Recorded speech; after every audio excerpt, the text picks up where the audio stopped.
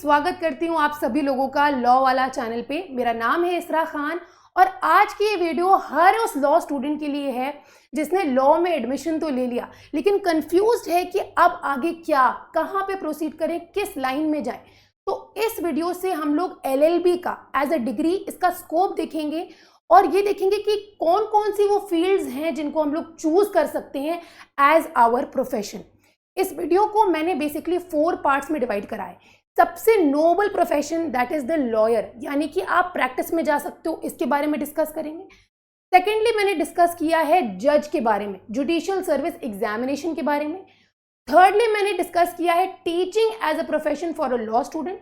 और फोर्थली मैंने इसको डिवाइड किया है मिसलेनियस जॉब रोल्स। ठीक है, तो इस वीडियो के साथ शुरू करते हैं और सबसे पहले ये देखेंगे कि भाई LLB का मतलब क्या होता है, इस वर्ड का क्या मतलब होता है। तो देखिए ये वर्ड डिराइव्ड है from a Latin word that is लेक्स लीगम बैचलरस, जिसका मतलब होता है बैचलर्स ऑफ लॉ। अब ये LLB की डिग्री जो है आप पा सकते हैं 2 तरीकों से।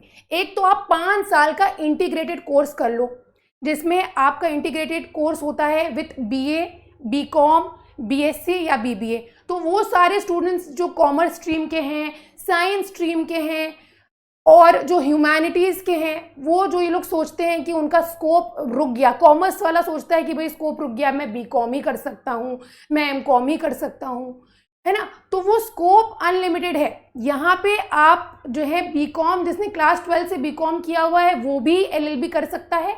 और BCom करने के बाद यानी कि ग्रेजुएशन करने के बाद आप LLB कर सकते हैं। आफ्टर ग्रेजुएशन भी you can do LLB of 3 years। तो ये डिग्री आपको 2 तरीकों से मिलती है। क्लैट यानी कि कॉमन लॉ एडमिशन टेस्ट, इस एग्जाम के थ्रू आपको इंडिया की top most national law universities में एडमिशन मिलता है 5 year इंटीग्रेटेड कोर्स के लिए। इसके थ्रू आपको एडमिशन मिल जाएगा और आप बड़ी बड़ी नेशनल लॉ यूनिवर्सिटीज में आपका एडमिशन हो जाएगा। दिल्ली नेशनल लॉ यूनिवर्सिटी जो है वो भी अपना सेपरेट एग्जाम कराती है। तो वेरियस कॉलेज यूनिवर्सिटीज के अपने एंट्रेंस एग्जामिनेशन होते हैं जिसको क्रैक करके, क्लियर करके आपका एडमिशन उस पर्टिकुलर लॉ यूनिवर्सिटी में हो जाता है। तो इसको समझ लीजिएगा। अच्छा, एक एडवाइस मैं लॉ स्टूडेंट्स को ये देना चाहती हूँ, यहाँ पे याद रखिएगा, आपको जब आप जिस भी साल आपका 3 year LLB हो या आपका 5 year LLB हो, जिस भी साल आपका LLB कंप्लीट हो जाता है, तो ये एडवाइस देना चाहती हूँ कि आप अपना enrolment bar council of India में जरूर करवा लीजिएगा। और ये करवाया जाता है through the all India bar examination. ये कंडक्ट कराया जाता है जिसके थ्रू आपका एनरोलमेंट हो जाएगा इन the bar council of India.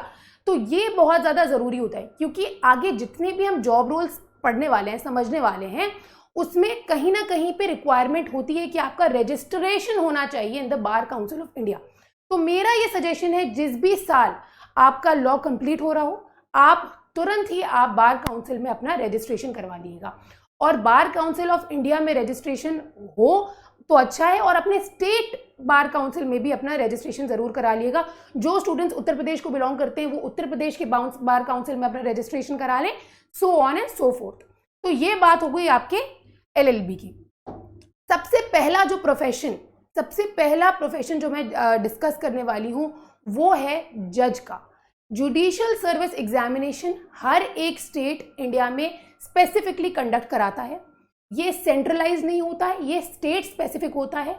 उस स्टेट में जितनी वैकेंसी होती है उसके अकॉर्डिंग नोटिफिकेशन निकाला जाता है और एप्लीकेंट्स एप्लीकेशन जमा करते हैं कि मैं ये एग्जाम देना चाहता हूँ। तो इस एग्जाम को क्रैक करने के बाद, after cracking this exam you will be posted as a जज। सिविल जज की तरह आपका पोस्टिंग होती है। और ये एग्जामिनेशन क्या कहलाता है? इस एग्जामिनेशन को कहा जाता है PCSJ examination, provincial civil services examination. के बाद आपका एनरोलमेंट होता है एज ए सिविल जज और आपका प्रमोशन होते होते आप फाइनली डिस्ट्रिक्ट कोर्ट के जज भी बन सकते हैं। तो बहुत ही आई थिंक मोस्ट नोबल, अगर मैं कहूँगी, प्रोफेशन है, बेस्ट प्रोफेशन है। डिग्निटी के साथ आपका इज्जत जो है वो बहुत ज़्यादा मेंटेन रहती है इस प्रोफेशन में। तो यहाँ पे ग्रेजुएट्स जो होते हैं लॉ के, वहाँ पे LLB की डिग्री मैंडेटरी होती है इस एग्जामिनेशन में। Most of the states LLB ही खाली मांगते हैं, लेकिन कुछ स्टेट्स में आपका रजिस्ट्रेशन, जो अभी मैंने डिस्कस किया बार काउंसिल का रजिस्ट्रेशन, वो भी ज़रूरी होता है, जैसे कि झारखंड में। अब यहाँ पे ये स्टेज क्या है, 3 स्टेजेस में एग्जामिनेशन होता है। प्रीलिमिनरी जिसमें एमसीक्यूज आपसे पूछे जाते हैं, ये स्टेट टू स्टेट वेरी करता है। जो क्राइटेरिया है ना, एज क्राइटेरिया भी स्टेट टू स्टेट जो होता है सॉरी वेरी करता है। तो प्रीलिमिनरी एग्जामिनेशन में स्टेट टू स्टेट वेरी ये करता है, जैसे कि एग्जाम्पल लीजिए यूपी का, यूपी के प्रीलिमिनरी एग्जामिनेशन में नेगेटिव मार्किंग होती है, लेकिन वहीं पे अगर हम लोग बिहार की बात करें तो बिहार में नेगेटिव मार्किंग नहीं होती है। मेंस में जैसे कि अगर हम लोग यूपी की बात करें तो यूपी में जो हिंदी और इंग्लिश लैंग्वेज का जो पेपर हुआ करता था वो मेरिट लिस्ट में उसका मार्क्स जुड़ता था, लेकिन बिहार में ऐसा नहीं होता है, वो सिर्फ क्वालिफाइंग नेचर को होता है। तो ये स्टेट टू स्टेट वेरी करता है। अगर आपको स्पेसिफिक किसी स्टेट के लिए वीडियो चाहिए तो वो भी मैं बना सकती हूँ, कमेंट सेक्शन में जरूर शेयर करिएगा। फाइनली आपका इंटरव्यू होता है जो एक वाइवा की तरह आपका प्रोसेस होता है इंटरव्यू का, उसके बाद फिर फाइनली आपका सिलेक्शन हो जाता है एज अ जज। तो I think judicial service examination after LLB एक बहुत अच्छा ऑप्शन है उन सारे स्टूडेंट्स के लिए जो अपने आप को ये सोचते हैं कि वो अच्छी एनालाइज कर सकते हैं, चीज़ों को अच्छी तरीके से चीज़ों को इंटरप्रेट कर सकते हैं, और जो उनकी जो सोच है वो अच्छे से अप्लाई कर सकते हैं। लॉ का एप्लीकेशन बहुत अच्छा कर रहे हैं, एविडेंसेस का पेरूजल अच्छा कर रहे हैं, उनका दिमाग उस तरह से लगा होता है, तो वो जजशिप कर सकते हैं, जज बन सकते हैं bye entering into judicial service examination. ठीक है, अब नेक्स्ट जो मैं डिस्कस करने जा रही हूँ वो है UPSC, that is the union public service commission के द्वारा कंडक्ट करवाया जाने वाला सिविल सर्विस एग्जामिनेशन। अब यहाँ पे एक पॉइंट मैं मेंशन करना चाहती हूँ कि यहाँ पे LLB की डिग्री मैंडेटरी नहीं होती है, यानी कि किसी भी स्ट्रीम का स्टूडेंट हो वो ये एग्जामिनेशन दे सकता है, लॉ का स्टूडेंट भी एग्जामिनेशन दे सकता है। इसीलिए मैंने इसको ऐड किया है, क्योंकि जो भी स्टूडेंट्स सर्विस में, देखिए सर्विस तो यहाँ पे भी है, सर्विस तो यहाँ पे भी है, लेकिन यहाँ पे क्या होता है, यहाँ पे आप डायरेक्टली सर्व कर सकते हो लोगों की परेशानियों को आप डायरेक्टली सॉल्व कर सकते हो। प्रोसीजर वहाँ पे जहाँ पे आपको एक प्रॉपर प्रोसीजर फॉलो करना होता है, यहाँ पे आप लोगों के प्रॉब्लम समझोगे और उनका प्रॉब्लम्स का फौरन सोल्यूशन दे सकते हो। ये पावर आपके हाथ में होती है। वैसे जजेस के हाथ में भी बहुत पावर होती है। ये टसल हमेशा चलता रहता है कि जुडिशियल सर्विस कमीशन या public service commission, that is the union public service commission, कौन सा ज़्यादा पावरफुल है। तो ऐसे पावरफुल की बात नहीं करी गई है, लेकिन यहाँ पे LLB डिग्री मैंडेटरी नहीं होती है। बहुत सारे ऐसे एग्जामिनेशन हुए हैं जिनमें LLB की डिग्री मैंडेटरी नहीं होती है और वो एग्जाम आप दे सकते हैं, जैसे कि SSC CGL का भी एग्जामिनेशन होता है, बहुत सारे ऐसे एग्जाम्स होते हैं। ठीक है, तो यहाँ पे LLB डिग्री मैंडेटरी नहीं होती है। सिमिलर पैटर्न होता है, प्रीलिमिनरी होता है, मेंस एग्जामिनेशन होता है और इंटरव्यू होता है इसमें, और इसको क्रैक करने के बाद आप इंडिया की टॉप मोस्ट गवर्नमेंट सर्विसेज में एनरोल, मतलब आपका अपॉइंटमेंट होता है, जैसे कि IAS IFS Indian forest services में या इंडियन पुलिस सर्विसेज में। तो याद रखिएगा, ये भी आप ऑप्ट कर सकते हैं अगर आपने LLB किया है, कोई भी रिस्ट्रिक्शन नहीं है। यहाँ पे क्या होता है, जैसे ही आप UPSC का एग्जाम देते हैं आपको मेंस के लिए ऑप्शनल चुनने का मौका मिलता है। यहाँ पे आप ऑप्शनल्स जो हैं वो चुन सकते हैं। ऑप्शनल में आप लॉ ऑप्शनल चुनोगे और फिर आप फर्दर उसी में जाओगे। बहुत सारे ऐसे टॉपर्स हैं जिन्होंने लॉ ऑप्शनल लेके भी वो अच्छे मार्क्स लेके आ पाए, एज ला पाए दूसरे लोगों में से। तो आई थिंक UPSC में लॉ ऑप्शनल का भी बहुत ज़्यादा स्कोप है। ठीक है, आगे बढ़ते हैं और एक इम्पॉर्टेंट जॉब रोल के बारे में डिस्कशन करेंगे, that is the JAG exam. वो सारे स्टूडेंट्स जो आर्मी में बड़े इंटरेस्टेड हैं, तो उनके लिए ये एग्जामिनेशन बहुत ही अच्छा एग्जामिनेशन है। यहाँ पे आपको मिनिमम 55% का एग्रीगेट मार्क्स चाहिए होता है, that is the LLB degree. हाँ, यहाँ पे याद रखिएगा, जो भी लॉ कर रहा है स्टूडेंट, आपको ये हर एक सेमेस्टर में याद रखना है कि आपको अच्छे मार्क्स लेके आने हैं। अच्छे इन द सेंस आप बहुत ज़्यादा पढ़ाई में मत लगे रहिए, लेकिन आप इतने मार्क्स ले आओ, मतलब अपनी कैपेबिलिटी के हिसाब से आप मेहनत करो, आप मेहनत करो और फल आपको मिलेगा।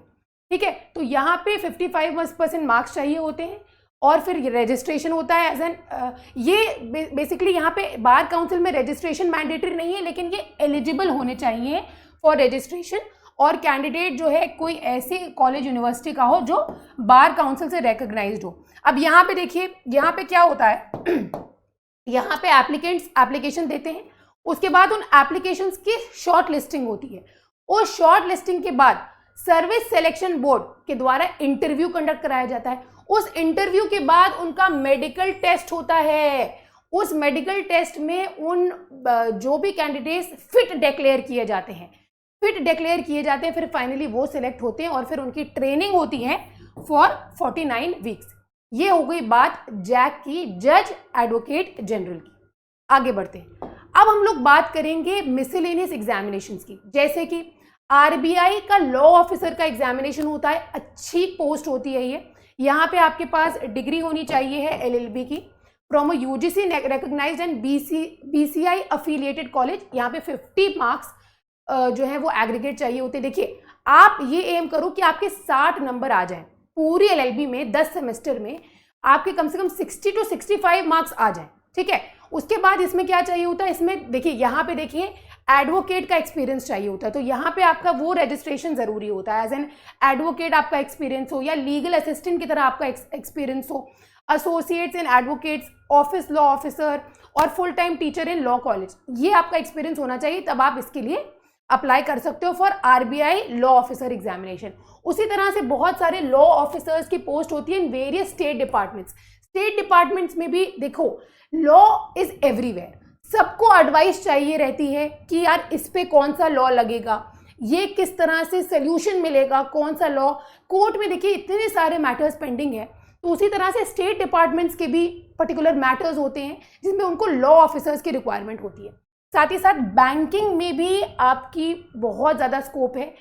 आईबीपीएस एसओ का एक एग्जामिनेशन होता है, उसमें आप उसको क्रैक करके आपका अच्छी जॉब लग सकती है, अच्छा आपका सैलरी भी हो सकता है। साथ ही साथ पब्लिक सेक्टर अंडरटेकिंग्स में आप लीगल एडवाइजर्स की तरह आपको जॉब मिल सकती है after LLB. Along with that SEBI, that is the security exchange board of India, वहाँ पे भी लीगल ऑफिसर्स के नोटिफिकेशन निकलते हैं जिसमें आप अपने एप्लीकेशंस दे सकते हैं, आप उसमें अप्लाई कर सकते हैं। साथ ही साथ लॉ फर्म्स का आजकल कल्चर कितना ज़्यादा बढ़ा हुआ है, तो लॉ फर्म्स, जो बड़ी बड़ी लॉ फर्म्स हैं, उसको आप ज्वाइन कर सकते हैं और फिर आपका प्राइवेट कंपनीज में आपका जॉब लग सकता है। यहाँ पे बेसिकली ये होता है कि आपको एडवाइस करना होता है अपने क्लाइंट्स को, उनको गाइड करना रहता है किसी भी पर्टिकुलर प्रॉब्लम से रिलेटेड, अगर वो आपके पास आए हैं तो आपको गाइड करना रहता है, basically application of law which you have already studied. Clear हो गई बात।